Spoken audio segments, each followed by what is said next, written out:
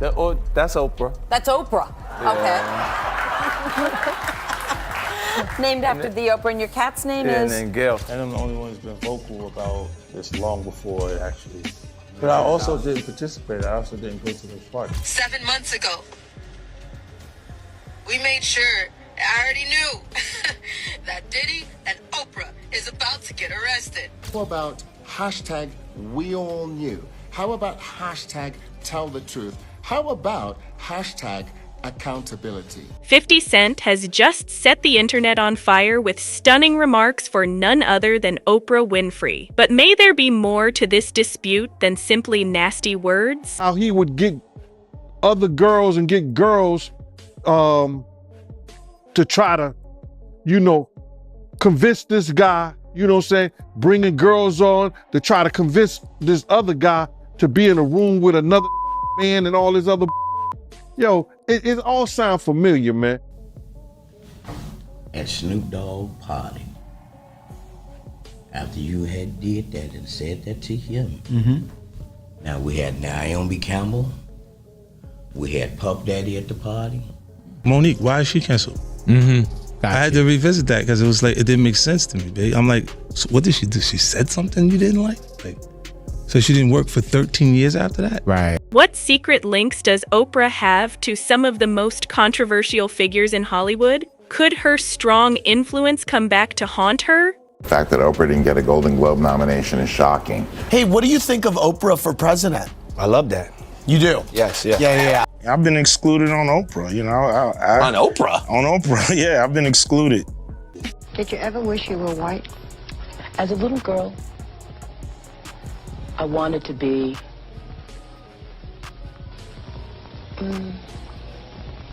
Yeah, I did. Why has Oprah connected herself with these men, promoting them, applauding them, and in some instances, giving them a stage? I got up. Were you skeptical as I am right now? Yes. Because this sounds crazy. I know. And what did 50 Cent tell that has folks saying farewell to Oprah forever? Once upon a time, you didn't like Oprah. Right. Let's peel back the velvet curtain on Hollywood's most unexpected feud, because 50 Cent isn't just throwing shade. He's lighting a spotlight directly on Oprah Winfrey and the powerful circle she's spent decades protecting. Oprah, the billionaire media icon America once crowned as its most trusted voice, now suddenly finds herself entangled in whispers, rumors, and explosive accusations. For years, she's brushed shoulders with the most controversial figures in the entertainment world. Music moguls with dark reputations, celebrities whose scandals never quite stayed buried. But now, 50 Cent seems ready to expose what he claims is the truth behind Oprah's carefully crafted image. What exactly does he know? Why is he calling her out now? And are his words hinting at something much bigger, a hidden Hollywood network where scandal and power collide? Because if 50 Cent is right, Oprah's friendships may be far more dangerous than anyone ever imagined. Monique, why is she canceled? I had to revisit that because it was like, it didn't make sense to me, babe. I'm like, so what did she do? She said something you didn't like? So she didn't work for 13 years after that? Right. Is Oprah than to burn the American flag? Really? Seems that way. I've never heard anybody criticize Oprah. Yo, what's cracking? You know what it is. It's your homeboy Ice Cube. Did you ever waver in your beliefs when the documentary director came out and said there was a timeline issue? Michael Jackson didn't have the train station. You know what?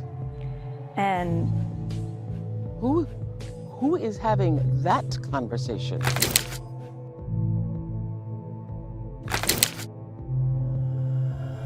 $50 Cent has never been the type to hold his tongue, especially when it comes to Oprah. From messy public comments to bold TV call-outs, he's been trying to pull the mask off her polished image for years. But this time, his mission feels personal and far more explosive. Because back when he was rising from the streets of Jamaica, Queens, transforming from a former dealer into one of hip-hop's biggest names, 50 Cent dreamed of sitting on Oprah's iconic stage. For him, it wasn't just another TV appearance. It was validation. It was proof to his beloved grandmother, a devoted Oprah fan, that he had made it, that he turned his life into something monumental. But when the request reached Oprah's camp, she made her stance crystal clear. She wanted nothing to do with 50 Cent. She hated everything about my music, he later revealed. She was never going to give me that platform, never going to give me that stamp that says you made it. And if Oprah wasn't willing to acknowledge him as a success, well, 50 decided he'd rather be her enemy than her ghost. He mocked her audience. He dragged her name publicly. He even named his own dog, Oprah, just to make sure she'd hear him loud and clear, and that was only the beginning. But that's not the only reason 50 Cent is coming after the Queen of Daytime. He believes Oprah has a disturbing double standard, one that became crystal clear during the Me Too era. While she loudly called out black men in Hollywood, she seemed to fall mysteriously silent when the accusations were against powerful white men. Rumor has it she distanced herself from black entertainers the moment their controversies hit the spotlight, while still clinking champagne glasses with the untouchable elite of Hollywood. And here's where things get truly messy, because those elites include the darkest names in the entertainment industry. We're talking Harvey Weinstein. We're talking Jeffrey Epstein, two of the most notorious predators ever exposed. Yet Oprah, the woman the world trusted to speak truth, stood right beside them. Photographs show how close she was to Harvey, smiling, hugging, whispering like they shared secrets the public was never meant to hear. People even claim she helped bring young actresses into his orbit, a claim that makes your skin crawl when you think about the horrors he inflicted. Even actress Rose McGowan, one of the loudest voices against Weinstein, blasted Oprah publicly, tweeting, "I'm glad people are seeing the ugly truth of Oprah. I wish she were real, but she isn't." And when a survivor says something like that, you can't help but wonder what Oprah was really protecting all those years. Yo, what's cracking? You know what it is. It's your homeboy Ice Cube. And some of you may not have realized that I'm not part of the club. And a lot of you listening to me right here, right now, you're not part of the club either. And what I realized with the club is what makes them so mad is when you don't want to be a part of their fucking club. That pisses them off. What club am I talking about? So, what am I gonna do to deal with these motherfucking gatekeepers? Well, what I'm gonna do is go on the Gatekeepers podcast tour. And I'm gonna go talk to everybody, you know, and get a chance to get my message out to the people. Be able to let people hear from me, you know. And you know, you might agree, you might not, but the important thing is, you know, for me to go on these platforms, say what I feel about. Oprah previously tried to speak out on Harvey Weinstein, but she never really got to the point, and it's evident that she was attempting to protect him. I think that this is, I'm always trying to look for the rainbow in the cloud, whatever is the silver lining. And so I think this is a watershed moment. And now, as the pressure rises, Oprah is doing what she does best, shifting the narrative, pointing fingers anywhere but toward the monsters she once smiled beside. But the real question is, why the dramatic difference in how she treats certain men in Hollywood? Because when it comes to protecting Harvey Weinstein, she seemed tender, understanding, almost emotionally invested in his redemption. Yet with Michael Jackson, a global icon she once claimed to admire, her approach was sharply different. Flashback to 1993. Oprah arrived at Neverland Ranch for what would become one of the most watched interviews in TV history. This was meant to humanize Michael, to put the bizarre rumors to rest, the so-called skin-bleaching accusations, surgeries, the Elephant Man bones, the tabloids calling him strange. But instead of lifting him up, Oprah pressed him with invasive questions that felt more like interrogation than support. Instead of healing the damage the media did to him, she added fuel to the fire, A man already torn apart by fame suddenly found himself questioned by the very woman who claimed to understand him. The interview, meant to protect Michael's legacy, wound up planting seeds of doubt in millions of viewers' minds, seeds that would later grow into a forest of accusations and betrayal. I'm going to ask you this, and it's embarrassing for me to ask you this, but I'm going to ask you anyway. Are you a virgin? How could you ask me that question? I just want to know. I want to know. I'm a gentleman.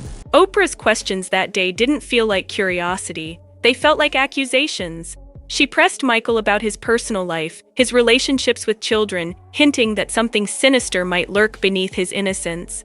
Fans and even his own family began to suspect that Oprah didn't show up to support Michael, but to slowly dismantle the world he built. But the ultimate betrayal came after Michael's death, when he could no longer defend himself.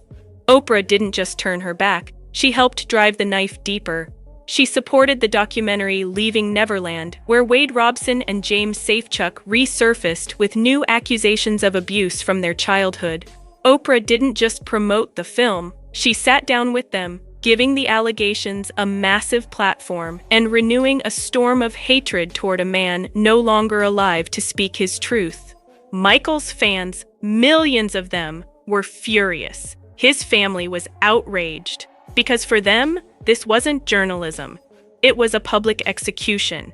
Despite the fact that Michael was never found guilty in court, Oprah chose to amplify the voices of people the world already doubted while completely ignoring the mountain of evidence that defended him.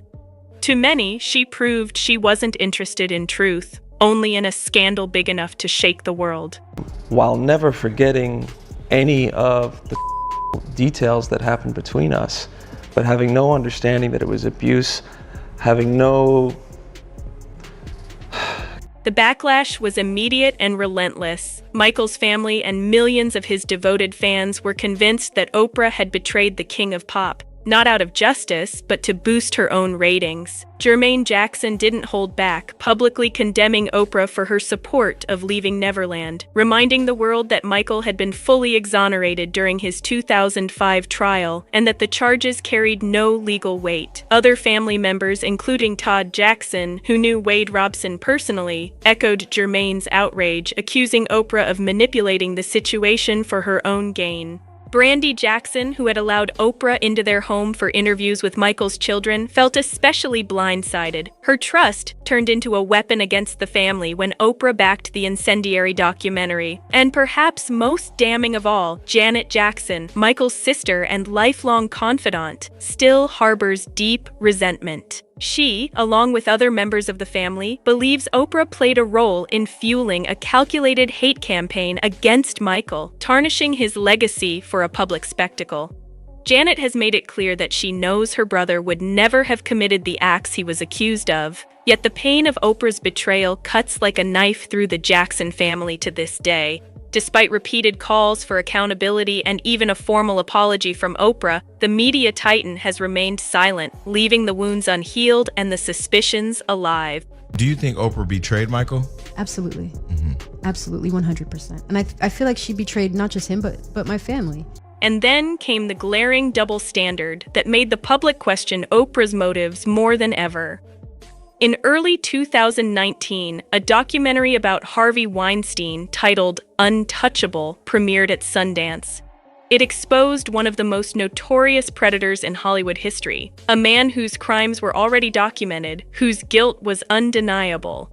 But did Oprah shine a spotlight on it? Of course not. The film barely registered in mainstream media, and Oprah remained completely silent. Contrast that with her treatment of Michael Jackson's story. When Leaving Neverland debuted, Oprah made it her mission to promote it relentlessly. She even hosted a special program following the premiere, giving alleged victims an unmissable platform to tell their tales. Yet conspicuously, no Harvey Weinstein survivors were invited. The inconsistency was impossible to ignore.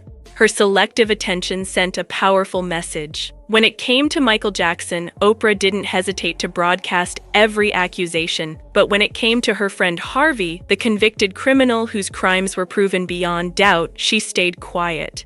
Why champion one story while suppressing another? This stark contrast not only raised eyebrows but ignited fierce debate about Oprah's loyalties and the alarming possibility of selective justice, leaving the public to wonder whose side she was really on. What I reposted was commentary on the hypocritical and double-standard nature and behavior of Hollywood. The timing and circumstances of Oprah's spotlight on Michael Jackson left a bitter taste in the mouths of many. Here was a man who had been dead for over a decade, unable to defend himself against the swirling accusations paraded on her platform, while Harvey Weinstein, alive and facing the reality of his convictions, received almost no attention. Survivors had bravely come forward to share their trauma, yet Oprah's silence on his story raised immediate questions. Was she shielding friends with histories of abuse while ruthlessly exposing others? The glaring disparity in treatment between Michael Jackson and Harvey Weinstein cast a long shadow of suspicion over Oprah's intentions, leaving people questioning her commitment to justice and her willingness to hold the truly powerful accountable. With Weinstein's army of victims and criminal record, he should have been front and center in any serious conversation about abuse, yet Oprah's quietude on this issue left the door wide open for speculation and doubt about her real motives. In 2019, 50 Cent made these concerns crystal clear. He publicly called out Oprah for focusing her Me Too lens almost exclusively on black male stars, while ignoring white men implicated in similar scandals. When Oprah announced plans for a #MeToo documentary centered on record producer Russell Simmons, the rapper didn't hold back on Instagram. According to the press release, the film was meant to explore race, gender, class, intersectionality, and the toll such allegations take on victims and society. But 50 Cent wasn't buying it. "I don't understand why Oprah is going after black men," he posted alongside a picture of Winfrey and Simmons. No Harvey Weinstein, no Epstein, just Michael Jackson and Russell Simmons. "This is sad," he added. "Continuing these films publicly convicts their targets. It renders people guilty until proven innocent." And if you think Harvey is the only controversial figure tied to Oprah, you'd be wrong. Court records from Diddy's recent legal battles suggest her name is linked to events behind the scenes, adding yet another layer of intrigue. Diddy himself has been mired in scandal, from shocking abuse claims to bizarre power plays that lurk far from the public eye. While his empire shines with success and glittering headlines, the whispers about what happens behind closed doors are far less glamorous, and Oprah's rumored connections only make the story darker, more tangled, and impossible to ignore. So this case is about money, power, respect, and violence. And who's been spotted cozying up to him at times? Oprah herself. Is she turning a blind eye here too, or is there anything more to their relationship? Recently, Ally Carter published a video in which she made some stunning accusations regarding their relationship. She publicly stated that she was helped by Diddy and that all those fabled hidden Diddy tunnels connecting to his Playboy mansion definitely exist. Ally Carter has just made an affidavit of truth that she turned over to the feds against Diddy and other celebrities about how she was allegedly abused at a Playboy mansion party. I already knew that Diddy and Oprah is about to get arrested. And he was not alone. She uncovered several names in a record of frequent guests at the gatherings, and astonishingly, that list included Oprah's name. According to Ally, she knew Oprah is as severe a crook as Diddy, and she even anticipated his imprisonment with Oprah. And almost had to walk away from Color Purple. Yes, ma'am. Who said what? It's still not mathing, and I'm really getting tired of black women having the same story. It's breaking my heart. Like 20 plus in the game, it breaks my heart. It's like every time you achieve something really incredible, it's almost like the industry looks at it as a fluke. Like, oh, that was like some one-time thing. So you fall back to the bottom, and you gotta negotiate and fight tooth and nail to get what you made the last time. Where's my raise? I haven't seen a raise in my income since Proud Mary. And almost had to walk away from Color Purple. Yes, ma'am. Who said what? Yes, ma'am. Yes, ma'am. Because you know what? if I don't take a stand, how am I making it easy for Fantasia and Danielle and Hallie and Felicia? Then why am I doing this? If it's all just for me, why are you here? We are to service each other. God is very clever. He put us on this earth and he made us all look different. He made it complicated. We need to figure it out. And we can, and we are. You have to look at the glass as half full. It's always half full. Lee Daniels, Tyler Perry, Oprah Winfrey, and Lionsgate. They wanted me to come work for free. They wanted me to go over to Cannes and promote this film internationally. And I said to them, I said, guys, my deal is with Lee Daniels, and I've done my job. And they all agreed. And this is what happens, in my humble opinion, when you don't go up to the hotel room. Your job is to go and promote said movie. Yes.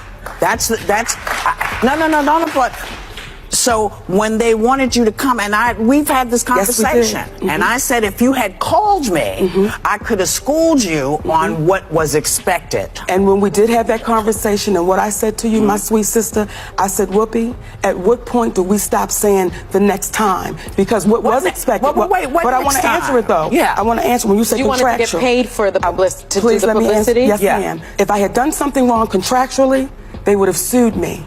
The reason why no one could do anything to me contractually, because they found out I did nothing wrong contractually. So when they asked me to come overseas to promote the film, when I said, guys, I'm spending time with my family, I'm going to pass. Now, when I make this statement, this is what happens when you don't go to the room. What Tyler Perry showed me, Lee Daniels, Oprah Winfrey, and Lionsgate, when you don't do what we ask you to do, we'll take your livelihood. So for 8 years, my family has suffered and my career has suffered because what I would not allow those entities to do was bully me. And because I didn't allow the bullying to happen, this is now what I sit in. You always have this body. Stand up just a moment. Now this is what I call a body. I was like the chattel or a child, like be seen and not heard. When you look at it through today's eyes, when Oprah's like, stand up and show me your body, like show us why you're worthy of being here. In the moment, I didn't recognize it. Only when I look back at it and I was like, oh my gosh, that was so not okay, really? Especially from Oprah. The feds just raided Diddy's home in Miami, and these are his sons in handcuffs right now. But let's watch the footage together, shall we? Breaking news right now, we're following the Department of Homeland Security conducting a raid at a house in Holmby Field Hills, believed to be connected to Sean Combs, the rapper and music executive, perhaps being linked to a sex trafficking investigation. He got some shots of a few people coming out of the home. I just want to say quickly, this is going to be a RICO case, and it's not just Diddy that's going to be going down, but let's continue. Those people have been detained. Now, we're trying to still connect the dots. We do have some sources on scene here that we're getting this information from. We were actually the first ones here with about 30 different law enforcement vehicles at least. There are 3 Bearcats on scene here. This just all unfolded, Sandra, I would say, less than 10 minutes ago. We got here even before the crime scene tape came up. So we're just down the hill. If you look up this street where Tony is right now to the right, you'll see one of those Bearcats and law enforcement. And on the other side of those bushes, basically, is that home that is registered to Bad Boy Films, which is part of Bad Boy Entertainment. And the home, in particular, is registered not only to Bad Boy Films, but to one of P. Diddy's daughters. We did see a bunch of investigators going in, making the raid in there, and clearing that as well. So they're going to do a thorough search as they conduct this raid. And so far, Stu, from what I understand and from Haley on the ground there, they have not seen, and we have not seen from our vantage point, any sign of Sean Combs, the 54-year-old who is believed to be the property owner of this. And they are gathering information, talking to the folks who are there on the property, as well as going through the home. It wasn't as heightened as we saw just 10 minutes ago when they actually got onto the property. Well, definitely a little bit more relaxed as far as the investigators that you see right there. And now we're getting more of a count. You can see that there's 4, maybe 5 people down there, 6 total, that they have removed from the home. A couple of them still in cuffs. We don't know what exactly they're looking for, who they're looking for, but again, this could possibly be linked to a sex trafficking investigation involving rapper Sean Combs, the music executive. But she's not the only one who come forward. It appears like 50 Cent also knows these things, and you've surely heard about it. Given their history, 50 Cent has never held back when it comes to throwing jabs at Diddy. And with Homeland Security just searching Diddy's houses, things just got a whole lot uglier. Now everyone's talking, and whispers are spreading that 50 Cent could even be cooperating with the police, stirring up this issue to put the pressure on his longtime foe. Even some negative statements from former bad boy musicians have been ascribed to 50 Cent's instigations. This bottle, they be regular Moet bottles. On them bottles right there, they've been to have something to make the girls be real slippery and all of this kind of stuff. Let's be honest. 50 Cent has been clowning Diddy on social media for years, constantly making a point to call him out anytime anything shady goes down.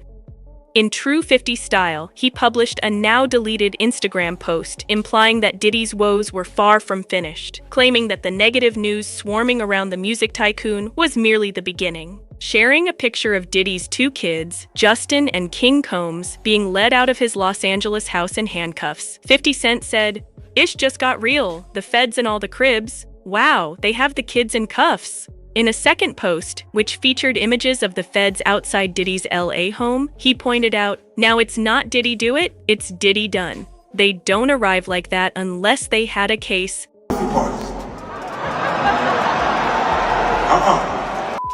You from the front and the back at the same time?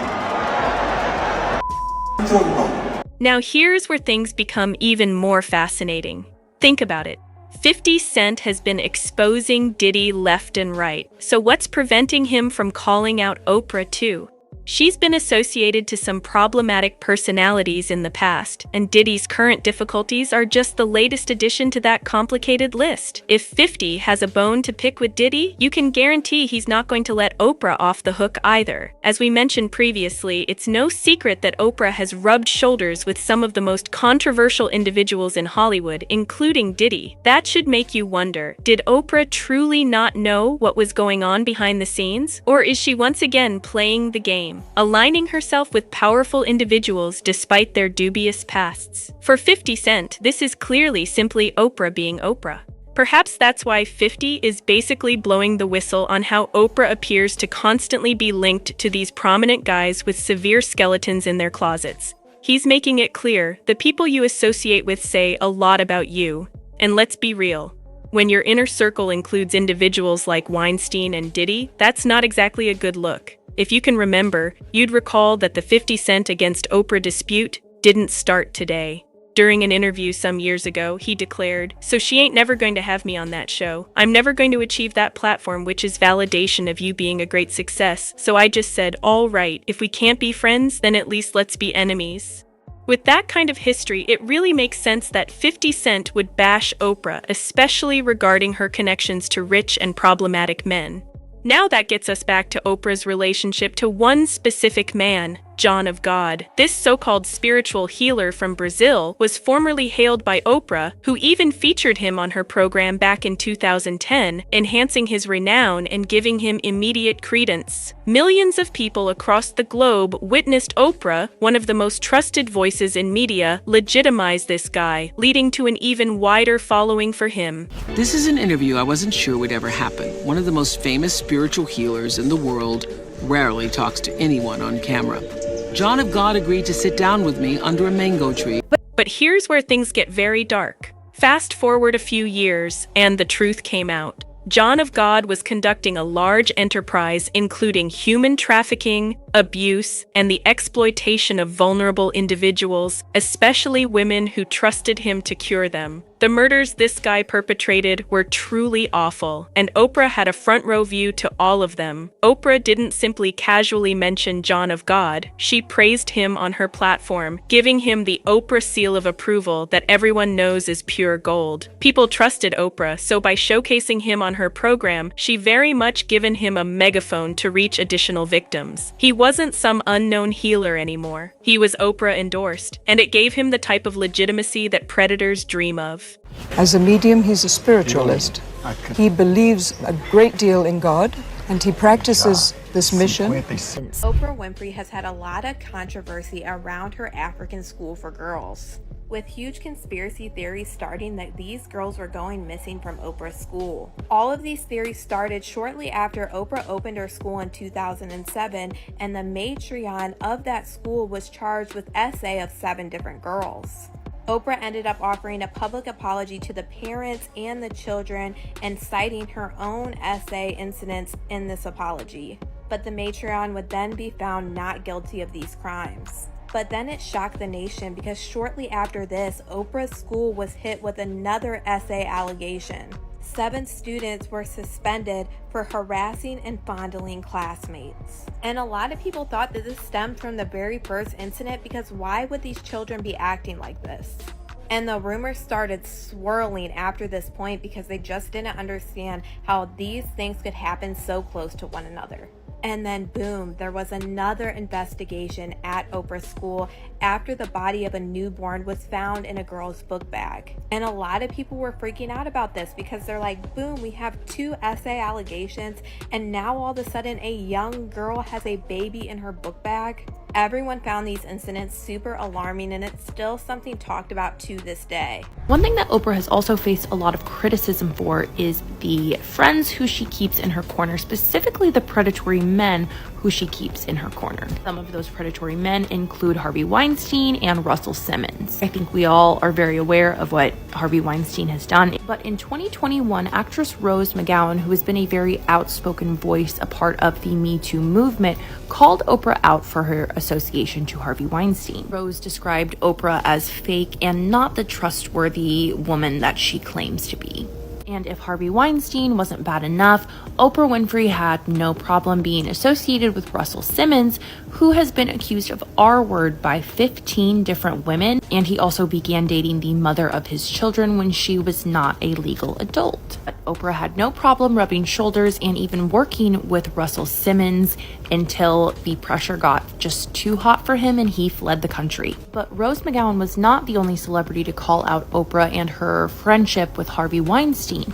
The singer Seal also took to social media to call Oprah out for her association to predatory men. Seal has claimed that Oprah Winfrey was fully aware of what her pal Harvey Weinstein was doing, and when he was exposed for what he had done, Oprah tried to position herself as the solution instead of understanding that she was a part of the problem. Is Lil Nas X making a Satan shoe and straddling? Who is picking these people and putting them in the most public and applauding them and saying, this is great, this is great, this is great? That is a decision that is being made with purpose, okay? By people that have nefarious intentions. I view the people like Cardi B, Harry Styles, Lil Nas X, those are pawns in a game that is much bigger and much more twisted than they could possibly understand. Oprah has been loved by the public for her generosity, but now with one move of generosity, she's angered Hawaiians. Oprah recently announced with Dwayne Johnson they will be donating $10 million to help recovery from the fires going on in Maui. So the Maui fires are the worst natural disaster in American history, with 115 confirmed dead so far and 385 people still missing. For Oprah, she's had a mixed reaction in Hawaii where she wasn't allowed into a shelter for people who lost their homes due to the fire. That's because even though she was going to the shelter to hand out supplies, the staff wouldn't let her in because she wanted to bring her camera crew in as well and they thought it would disturb the victims. Oprah did eventually go in, but it was reported she spent over an hour arguing trying to get her camera crew to go in as well. What's caused the main criticism in Hawaii is Oprah owns 830 acres of land there, which Oprah calls Oprah's farm. Oprah was criticized for doing because the average home price in Hawaii is the highest in the United States, being $836,000 on average. Oprah only lives in Hawaii for a couple months of the year, so this angers many Hawaiians, feeling this land could be used to house thousands of people. When Oprah did her live stream with Dwayne Johnson, she was criticized by people for not letting victims use her land as shelter. Hey, she still contributed $5 million. With that, I'm Charles Barlow. Subscribe to learn something. But now that the truth has come out, and it's horrible, we're left asking some serious concerns. Did Oprah truly have no clue what was going on with this guy? Or did she turn a blind eye since he was helping her establish a brand of spiritual well-being that matched her narrative? Well, netizens too had their opinion on the subject. One commenter said, "Oprah needs to be in jail with him."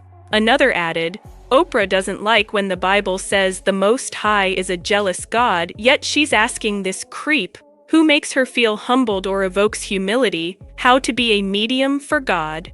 It doesn't make any sense. Little children, beware of idols."